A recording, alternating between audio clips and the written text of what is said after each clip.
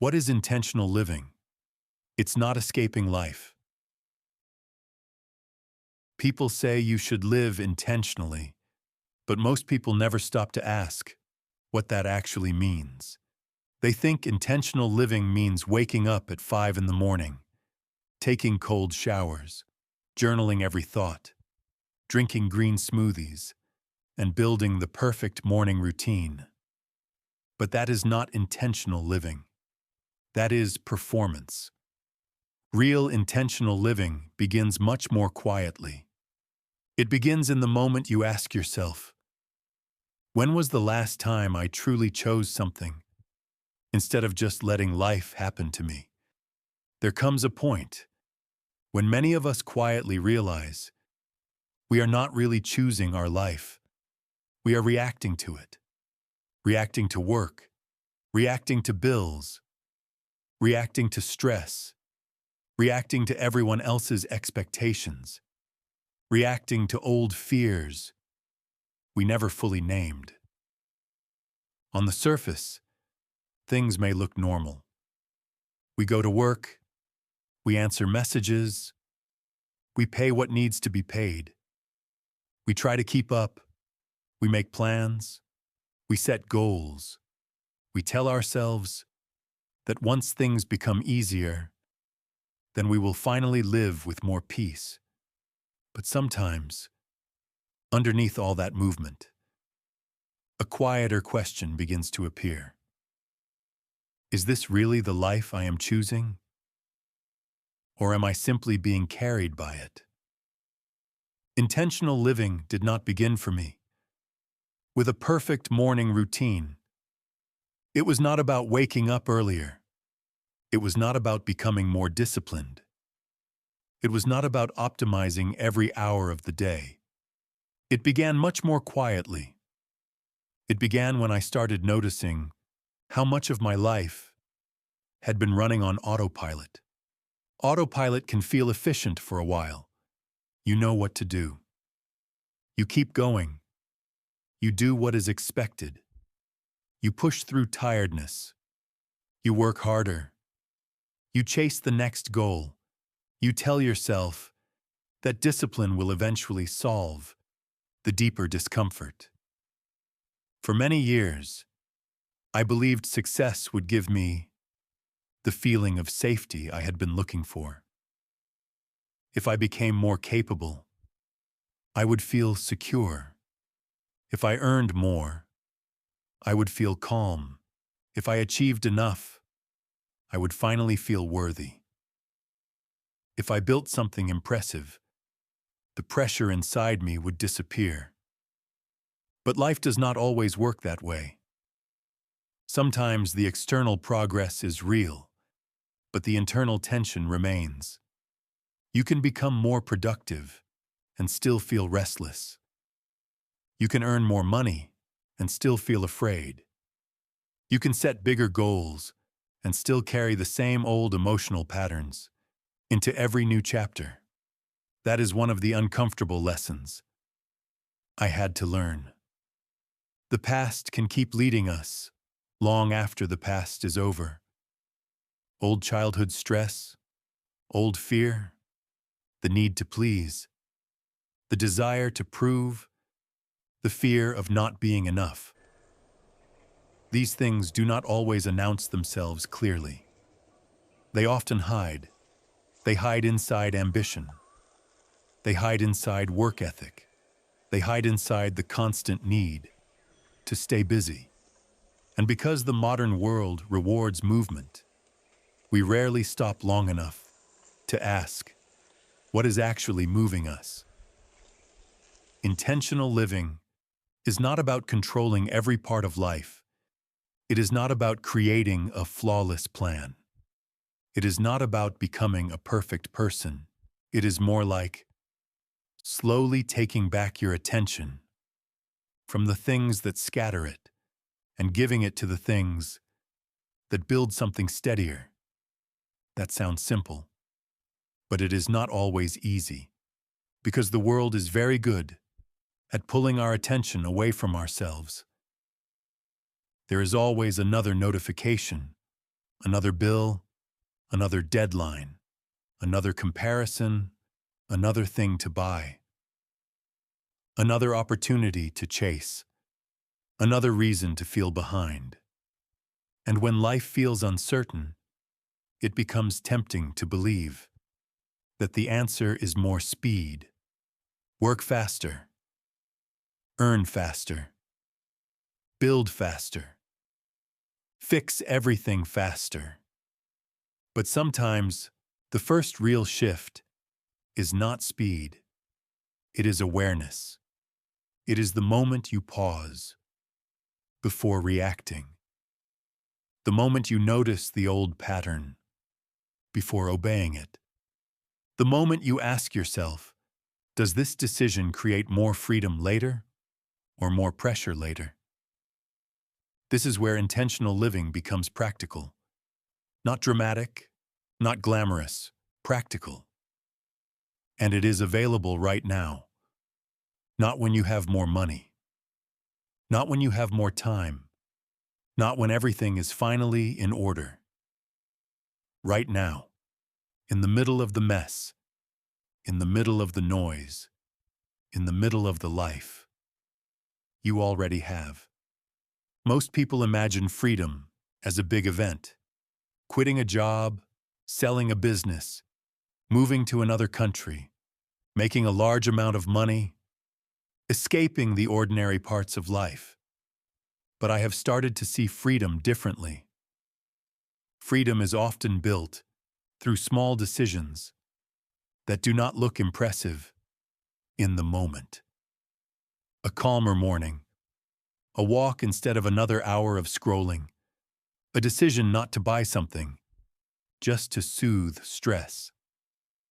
A simple budget that removes uncertainty, a side project worked on consistently, a blog post written after work, a system that saves 30 minutes every week, a quiet no to something that drains your energy, a more thoughtful response instead of an automatic reaction.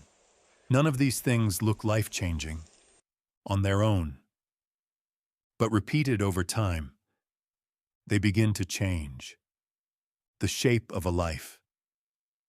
This is something many people overlook.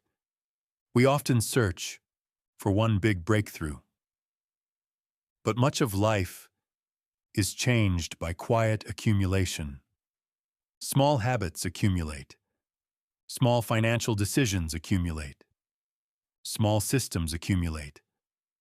Small moments of self-awareness accumulate. A person does not become calmer, more flexible, or more financially stable in one dramatic moment. Usually, it happens gradually. A little more clarity here, a little less chaos there. One better decision, repeated long enough, until life begins to feel less reactive. For a long time, money carried emotional weight for me. It was not just money. It represented safety, options, proof, relief, distance from old insecurity. Many people feel this, even if they do not say it out loud. Financial stress has a way of narrowing life. When there is no margin, it becomes harder to think clearly. Every unexpected bill feels heavier. Every work problem feels more threatening. Every decision carries more pressure. When there is no financial room, people often do not choose. They survive. That is why financial wellness matters. Not because money is the highest goal. Not because wealth makes a person better. Not because freedom means never working again. Money matters because options matter. An emergency fund gives options. Lower debt gives options. A simple financial plan gives options. A second income stream gives options. Useful skills give options. A small online asset built over time, can give options, and options create psychological space. When you have even a little more room, you breathe differently. You make decisions with less panic. You think beyond the next urgent problem. That is not greed. That is stability. I do not believe work is the enemy. Meaningful work can give structure, dignity, contribution, and growth. The problem is not work itself. The problem is feeling trapped. The problem is having no options. The problem is depending on one source of income, while everything becomes more expensive and uncertain. Many people do not want to escape responsibility. They simply want more room to live. They want to work without feeling owned by work. They want to earn without being consumed by earning. They want to build something without losing themselves in the process. This is where online business becomes interesting to me. Not as a fantasy, not as a promise of easy money, not as a way to avoid effort, but as a modern tool for building optionality. A blog, a newsletter, a digital product, an affiliate website, a YouTube channel, an automation system, a small online service. These things can become more than business projects. They can become practical expressions of intentional living. You are slowly building something that may give your future self more choices. That does not mean it will be easy. It does not mean it will work quickly. It does not mean every project succeeds. But the act of building matters. You learn. You create. You develop skills. You understand markets. You practice consistency. You become less dependent on one single path. And sometimes, slowly, an online system begins to create financial breathing room, not to escape life, but to be more present in it. A system does not have to be complicated. In fact, the best systems are usually boring. A weekly money check-in, a simple content calendar, a recurring savings transfer, a folder for important documents, a morning block without your phone, a basic process for writing, publishing, and improving. The purpose of a system is not to make life robotic. It is to reduce the number of things your mind has to carry. Stress often grows when everything lives in your head. Bills in your head, tasks in your head, ideas in your head, deadlines in your head, worries in your head. A simple system gives those things a place to go. It turns vague anxiety into visible information. And once something is visible, it becomes easier to work with. This is true with money. It is true with work. It is true with online business. It is true with health. It is true with attention. Many people do not need a more intense life. They need a more organized relationship with the life they already have. Technology can either scatter us or support us. The same phone can steal an hour of attention or help you learn a valuable skill. The same AI tool can create more noise or help you build a useful system. The same internet can feed comparison or help you create an asset. The difference is intention. I do not think the answer is to reject technology. We live in a digital world. For many of us, technology is part of work, business, learning, communication, and opportunity. But unconscious technology use can make life feel fragmented. You sit down to check one thing and lose 20 minutes. You open an app for a reason and forget why you came. You consume so much information that you have no energy left to create anything. Intentional living asks a better question. Is this tool helping me build the life I want, or is it quietly pulling me away from it? That question alone can change a lot. It can change what you read. It can change who you follow. It can change how you use AI. It can change when you check your phone. It can change whether your online time becomes consumption or creation. Technology is not the enemy, but unconscious use of technology can become another form of autopilot. There was a time when I wanted success because I thought it would help me escape something, escape pressure, escape insecurity, escape old feelings, escape the fear of not being enough. But over time, my view changed. I no longer want to build from panic. I want to build from presence. That does not mean life is always calm. It does not mean I have mastered everything.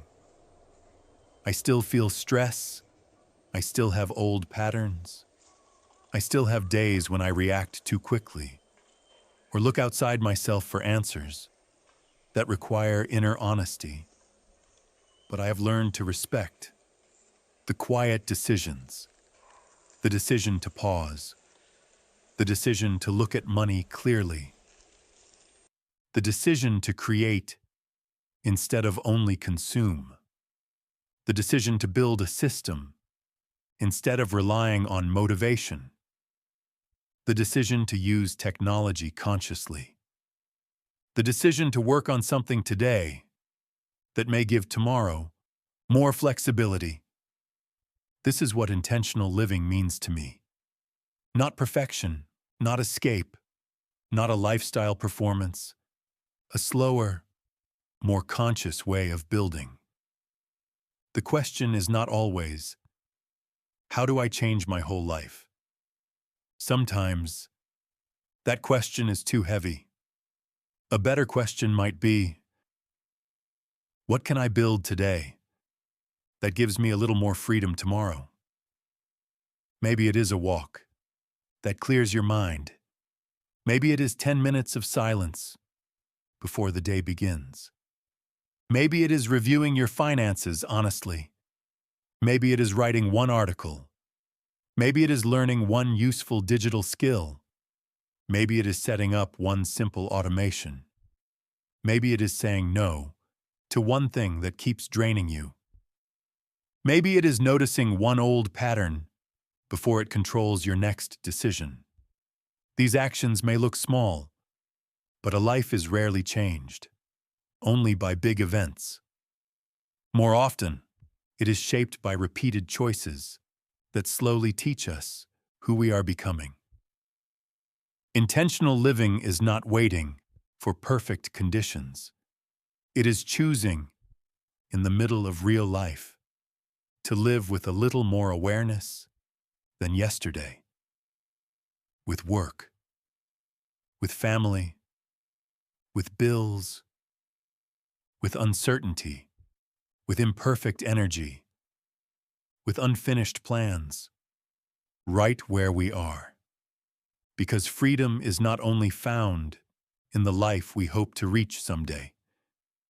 Sometimes, it begins in the next quiet decision, the one nobody sees, the one that does not impress anyone, the one that simply makes tomorrow a little less chaotic, a little more stable, and a little more your own. Intentional living is not escaping life. It is learning how to build it more carefully. Freedom starts in the mind.